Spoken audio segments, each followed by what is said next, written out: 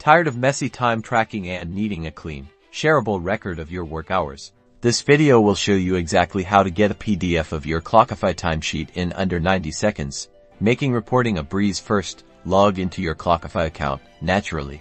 Now, navigate to the Reports section, usually found in the left-hand sidebar of your Clockify workspace. Click on it.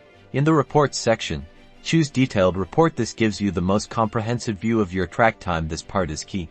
Next, to find the date range you need for your PDF report, use the date picker to select your start and end dates. You can choose from presets like this week or last month, or enter custom dates. Refine your report further by using the filters. Select specific users, projects, or tags to include only the relevant information in your PDF. This is important if you are only tracking your hours.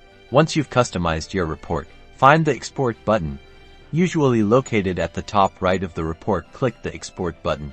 A drop-down menu will appear with different export options. Select PDF. A new window might pop up allowing you to customize the PDF settings here.